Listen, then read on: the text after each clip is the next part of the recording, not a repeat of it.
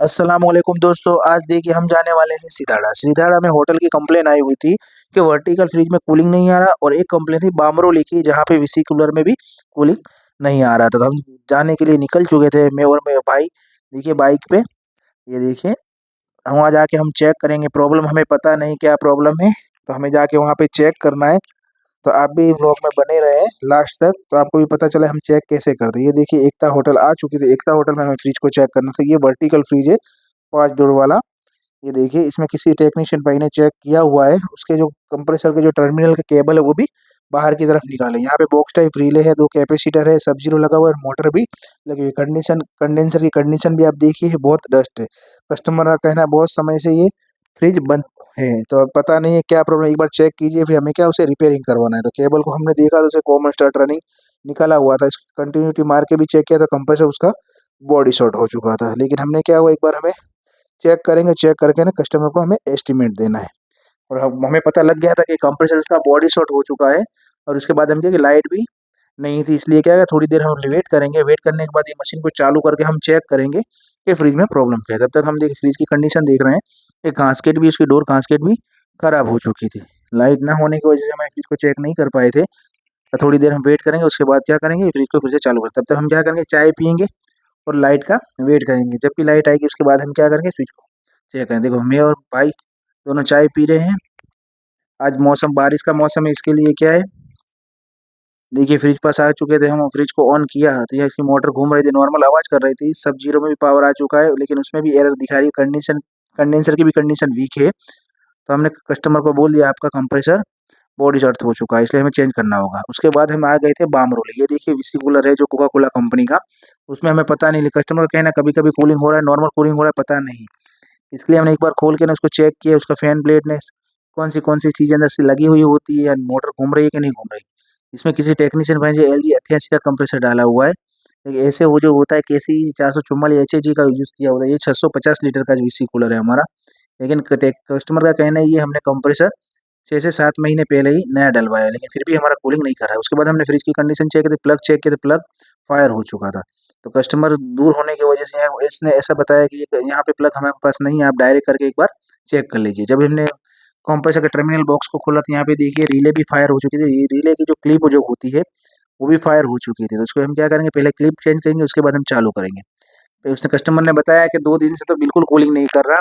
पहले तो normal cooling भी कर रहा था, लेकिन अब क्या हुआ, गैस की तो प्रॉब्लम थी, यानी कूलिंग की प्रॉब्लम थी, लेकिन ये फायर हो चुका है, इससे बिल्कुल कूलिंग उसका नहीं आ रहा है। तो सबसे पहले हम क्या करेंगे, उसकी वायर क्लिप को लगाएंगे, और वायर क्लिप को लगा के फ्रिज को ऑन करेंगे, तब हमें पता लगेगा कि इसमें प्रॉब्लम क्या है। देखिए ये बार ठीक से हमने क्या लगा दी, उसके बाद वायर क्लिप लगा दी है। उसके बाद हम टेप से जॉइंट ठीक से लगा रहे हैं। तो हमें क्या करना, टेप रोल की मदद, टेप रोल कम्प्लीटली इसको यूज़ करनी है। इससे क्या होगा, लीकेज ना हो। देखिए प्लग हमारा खराब था, इसलिए हमने डायरेक्ट केबल लगा के फ्रिज को ऑन करेंगे। हम पता करेंगे प्रॉब्लम क्या है। हमने क्लैम्प हीटर लगाया हुआ है। देखिए एम्पेयर इसका 1.8, स्टार्टिंग में 1.8 आ रहा है, धीमे धीमे उसका कम हो रहा है। यानी कहने का मतलब इसमें हीटिंग स्टार्ट में आ रही है, फिर हीटिंग ही नहीं आ रही। जब हमने फिल्टर को टच किया, डिस्चार्ज लाइन को टच किया, कैपिलरी को टच किया, तो हमें पता लगा कि फिल्टर इसका चॉक हो चुका है, फिल्टर ठंडा हो रहा था। कैपिलरी भी ठंडी हो रही थी और हीट नहीं आ रही थी। इसका मतलब कि ये लाइन क्या हो चुकी है, चौक हो, कंप्रेसर और फिल्टर हमारा चौक हो चुका था। हम क्या करेंगे, फिल्टर को निकाल के उसमें गैस चेक करना होगा। तो हमने कस्टमर को एस्टीमेट दे दिया। ये देखिए अंदर का भी फैन घूम रहा है, लाइट भी ऑन है, नीचे का फैन भी घूम रहा है, लेकिन फिर भी हीट नहीं आ रही। इसका मतलब कि क्या है कि इसका फिल्टर ठंडा हो रहा है, यानी ये फिल्टर चौक हो चुका है। जैसे हमें क्या करना है, फिल्टर को निकाल के न्यू फिल्टर डालेंगे और गैस टच करेंगे। देखिए हमने टच करके एक बार चेक किया, लेकिन फिल्टर क्या हो रहा था, बिल्कुल ठंडा, और कैपिलरी भी ठंडी हो रही थी। तो हम क्या करेंगे, गैस को निकाल के फ्लशिंग करेंगे। फ्लशिंग करके हम गैस चार्ज करेंगे। उसके बाद आपको पूरा रिजल्ट दिखाएंगे कि टेम्परेचर के साथ कितना हो रहा है। ये देखिए एम्पियर बहुत कम ले रहा है, 1.4 ले रहा है। इससे क्या होगा, देखिए हमने सबसे पहले हमने क्या कर दिया, इसकी कैपिलरी को काट दिया, वहाँ से जितना भी गैस था पूरा निकाल दिया। उसके बाद हमें क्या करना है, फ़िल्टर की तरफ जाना है, और हमें क्या नया फ़िल्टर इंस्टॉल करना था। इसलिए ये देखिए हमने एक बार देखा कहीं पे कचरा तो अंदर ब्लॉक नहीं हो चुकी, हमारी कैपिलरी ब्लॉक नहीं हो चुकी, इसलिए हमने फाइल से एक बार प्लायर की मदद से काट के ना चेक कर लिया। ये देखिए, लेकिन हमारी जो कैपिलरी थी उसमें किसी प्रकार का प्रॉब्लम नहीं था। अब हम क्या करेंगे, हमारा जो फ़िल्टर है, फ़िल्टर को बाहर निकालेंगे। स्पेस कम होने की वजह से हम क्या करेंगे, गर्म करके उसको निकालेंगे। पीछे की तरफ पतरा रखा हुआ है, इससे क्या होगा, आगे की तरफ हमारा जो जॉइंट है वो जल्दी से गर्म हो जाएगा और हमारा जॉइंट अलग हो जाएगा। ये देखिए, तब तक हमें फाइल की मदद से क्या करेंगे, रोड जो चिपका है उसको नीचे की तरफ गिराएंगे। ये हमारा फिल्टर अलग हो चुका है, ठीक है। अब हम क्या करेंगे, हमारा जो चार्जिंग लाइन है, हमने उसका जो एनर्जी वाला लगा हुआ है, टेक्नीशियन भाई ने कंप्रेसर चेंज किया था तो उसमें वहाँ से भी हमने पिन को निकाल दिया। अब हम क्या करेंगे, समझिए कि यहाँ पे केबल ज़्यादा लगे होने की वजह से क्या करें, बीच में से हम सक्शन लाइन को काट रहे हैं, क्योंकि हमें क्या करना है, फ्लशिंग करना है। फ्लशिंग करने के लिए कंप्रेसर क्या होगा, जब कंप्रेसर को हम ऑन करेंगे, चार्जिंग लाइन और सक्शन लाइन से प्रेशर को खींचेगा और डिस्चार्ज लाइन से होके ने कंडेंसर में से वो प्रेशर बाहर निकलेगा। ये देखिए हमने काट दिया है, क्योंकि वहाँ से हमें अगर स्पेस आपके पास है तो आप क्या कर सकते हो, कंप्रेसर के पास से भी उसको जॉइंट को खोल सकते हो, लेकिन हमारे यहाँ पे केबल ज़्यादा होने की वजह से हमने बीच में से कट कर दिया है।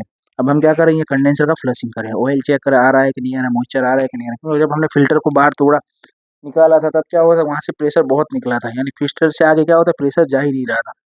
ये देखिए हमारा कंडेंसर का फ्लशिंग हो चुका है।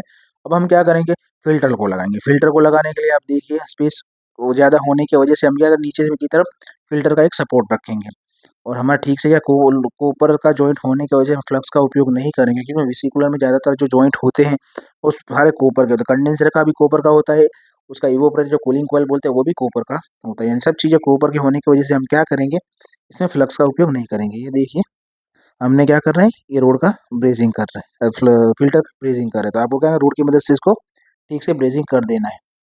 ये देखिए हमारा ब्रेजिंग लग चुका है। उसके बाद हम क्या करेंगे, इसमें अगर समय हम यहाँ पे बहुत दूर आए हुए हैं, इसलिए हम साथ में कंप्रेसर के वैक्यूम पंप नहीं लाए, तो हम क्या करेंगे, इसमें सेल्फ वैक्यूम करें। सेल्फ वैक्यूम कैसे करते हैं, ज़्यादातर टेक्नीशियन भाई को पता नहीं होता, आप एक बार देख लीजिए। सेल्फ वैक्यूम करने के लिए आपको क्या करना होता है, तो देखिए जहाँ पे हमारी जो मेन जो कूलिंग कॉइल की जो कैपिलरी होती है, वहाँ से हमें क्या पाइप के टुकड़े को लगा देना है, एक जो दूसरी कैपिलरी का टुकड़ा जो होता है उसमें शायद साथ में लगा देना है, और वो टुकड़े को क्या करना है, हमें जॉइंट लगाना है, जैसे आप देख रहे हैं। इसको क्या कर देना है, ब्रेजिंग लगा देना है, और ये ब्रेजिंग लग जाएगा तो ये टुकड़े को हम कहाँ पे लगा देंगे, फिल्टर पे लगा देंगे। इससे क्या होगा, फिल्टर के जो हम एक कैपिलरी लगाते हैं उसकी जगह पे दो कैपिलरी लग जाएगी, ठीक है। इतना आप देख लीजिए। अगर समझिए कंप्रेसर नहीं लेगा किसी जगह पे, ये अगर बहुत दूर का मस्त प्रॉब्लम है तभी यह यूज़ करना है, वरना ज़्यादातर आप वैक्यूम पंप से ही वैक्यूम आपको करना है। ये देखिए हमारा जॉइंट लग चुका था। अब हम क्या करेंगे, इस टुकड़े को ऊपर के फिल्टर की तरफ लगाएंगे, देखिए जैसे हमने लगाया। अब वहाँ क्या करेंगे, हम वहाँ पे ब्रेजिंग कर देंगे, पीछे की तरफ हमने पतरा रखा हुआ, इससे क्या हो, कंप्रेसर का स्टिकर निकल ना जाए, और वायर भी हमारा जो केबल है वो भी फायर ना हो, इसलिए हमने पीछे की तरफ क्या रख दिया, पतरा रख दिया। ऐसे क्या कर देना, आपको भी ब्रेजिंग कर देना है। कभी भी ऐसी प्रॉब्लम में आती है, जैसे मैं आपको स्टेप बाय स्टेप समझा रहा हूँ कि ऐसी प्रॉब्लम आपकी फ्रिज में आ रही है, स्टेप बाय स्टेप आप काम कीजिए, और रिजल्ट भी आप साथ में देखिए। हम टेम्परेचर के साथ दिखाते हैं, 1 घंटा जैसे हम वेट करते हैं, कूलिंग आने के बाद ही हम कस्टमर के वहाँ से निकलते हैं। ये देखिए हमने पिंच कर दिया, जहाँ पर कैपिलरी का टुकड़ा हमने लगाया था वहाँ पे हमने प्लायर की मदद से क्या करते हैं, पिंच कर दिया, यानी दबा दिया, प्रेशर वहाँ से बाहर ना निकले। अब क्या होगा सिस्टम में, अब होगा, समझिए कि हमें क्या करना है, फ्लशिंग करना। तो ये देखिए जैसे हमने स्टार्ट किया तो कूलिंग कॉइल में से ऑयल टिपकने लगा, तो इसमें क्या हुआ, सिस्टम में ऑयल चढ़ चुका था। क्यों चढ़ चुका था, क्योंकि आगे प्रेशर कर नहीं रहा था, लाइनें ब्लॉक थी, कैपिलरी से आगे नहीं जा रहा था, इसलिए थोड़ा नॉर्मल सिस्टम में ऑयल चढ़ चुका है।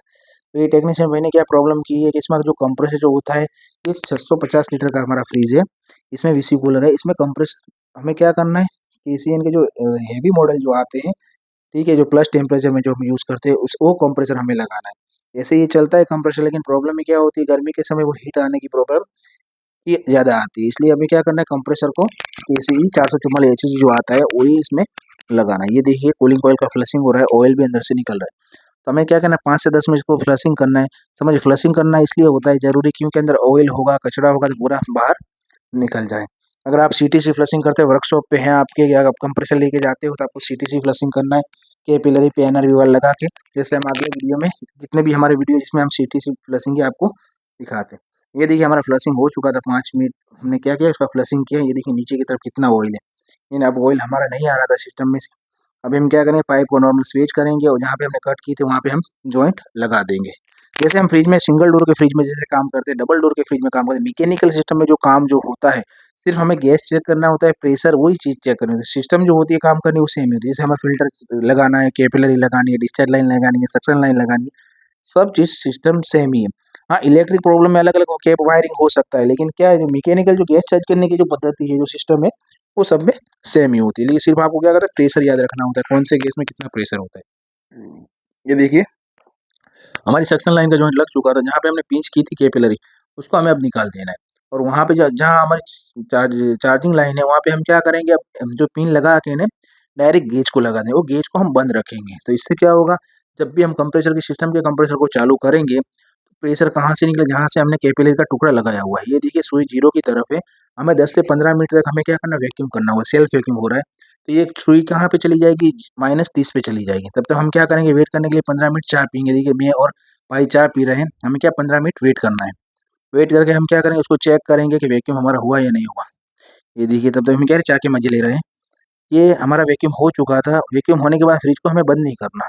जो जो हमारी कैपिलरी है, कैपिलरी को क्या कर देना, प्लायर की मदद से पिंच कर देना, उसके ऊपर हमें ब्रेजिंग कर देना। ये देखिए हमारा जो सुई है वो क्या हो चुकी है, -30 की तरफ जा चुकी है। अब हमने देखिए पिंच करके उसके ऊपर ब्रेजिंग कर देना है और उसके बाद हमें गैस डालना है। तो गैस इसके ऊपर लिखा हुआ था R134 गैस है। और गैस का हमें प्रेशर 15 से 17% रखना है, ठीक है। थोड़ा हमें क्या है, इसमें जब तक रिटर्न नहीं आती तब तक हमें थोड़ा दबा के रखना है। जैसे हमें सिंगल डोर का फ्रिज है तो उसमें 12 प्रेशर रखना है, 12 से 13, ठीक है। ये देखिए R134 के जो हमारे गैस का जो सिलेंडर है, उसके हम वाल्व को ओपन कर रहे हैं और सुई ऊपर की तरफ जाएगी और हमें पीछे इसके बाद गेज को ओपन करना है, तो सुई इसकी क्या होगी, ऊपर की तरफ जाएगी। और एक बार हमें क्या करना है इसको, ये देखिए सुई हमारी ऊपर की तरफ जा रही है, यानी गैस हमारा सिस्टम में अब जा रहा है। फ्रिज तो ऑलरेडी चालू ही था जब हमने सेल्फ वैक्यूम किया तब। इसके बाद हमें हीट चेक करना है, लीकेज चेक करना है, जहाँ-जहाँ पे हमने जॉइंट लगाया हुआ है और डाउट हमें पड़ रहा है। देखिए टेम्परेचर एक बार दिखा देता हूँ, 26.5 है। तो हमें क्या लाना है इसमें, 6 से 5 जो टेम्परेचर है हमें प्लस में लाना है। तो हमारा क्या हो जाएगा, किसी भी ठंडा पानी वाली बोतल है वो सब चिल्ड हो जाएगी। तब तक हम थोड़ी देर हमें क्या करना, फ्रिज को चालू रखना। जब तक हम जितने भी जॉइंट हमने लगाए हैं सबको एक बार चेक कर लें। कुछ ज़्यादातर प्रॉब्लम में आती है कि जो हमने जॉइंट लगाए हुए थे इसमें भी लीकेज होगा। दूसरी बार हमें क्या, गैस ना भरना पड़े, इसलिए हमें एक बार चेक कर लेना है। ये देखिए गैस हमने नॉर्मल ही डाला था शुरू स्टार्टिंग में, इसलिए हमारी जो सिलेंडर है खत्म हो चुका था, हमने दूसरा सिलेंडर लगाया और अब क्या करें, थोड़ा गैस उसमें से डालेंगे। ये देखिए ये हमारी सुई ऊपर की तरफ जा रही है, यानी गैस हमारा अंदर की तरफ जा रहा है। ये देखिए कभी भी आप कंप्रेसर जो कंडेंसर के अंदर लाइनें जो दी होती है कंडेंसेशन के लिए, आप अगर पानी आपके पास हो पानी को डाल दीजिए, इससे क्या होगा, ये condense air air cooled condenser होने की वजह फैन की मदद से भी ये कंडेंसर जो गैस ठंडा होता है और पानी के वजह से भी ये क्या होता है, गैस ठंडा होता है। इसलिए हमने पानी भी अंदर डाल दिया है, ठीक है। ये देखिए हमने फिर अभी ऑलरेडी चालू ही है। थोड़ी देर हम क्या करेंगे, इसका वेट करेंगे और रनिंग होने देंगे। ये देखिए 22.3 यानी टेम्परेचर हमारा कम हो रहा है, यानी ठंडक अंदर शुरुआत हो चुकी है आने की। ये देखिए हमारा गैस हमने गैस भर दिया था। अब हम इसके ऊपर जो कैप है वो कैप लगा देंगे, थोड़ी देर उसको चालू रखेंगे। फ़िल्टर चल रहा है कि नहीं चल रहा है, रिटर्न चेक करना है। हमें क्या करना है, थोड़ी देर उसको चेक कर देखिए 6.1 हमारा टेम्परेचर आ चुका है, यानी हमको हमें हमारा रिजल्ट मिल चुका है। तो बस ऐसे आप क्या कर गैस सर्च कर सकते हो। ये हमारा काम हो चुका था, उसके बाद हम जाने के लिए निकल जाओ। जैसे निकले तो हम बारिश चालू हो चुका था। तो आपको हमारा ये व्लॉग कैसा लगा प्लीज़ कमेंट करो, ज़रूर बताएँ। ये वीडियो को ज़्यादा से ज़्यादा शेयर करें। देखिए पूरे रास्ते में जितने भी जा रहे थे, पूरे रास्ते में बारिश था, इसलिए हमें क्या है 1 से 2 घंटा हमें लगा जाने के लिए। और ये वीडियो को ज़्यादा से ज़्यादा शेयर करें।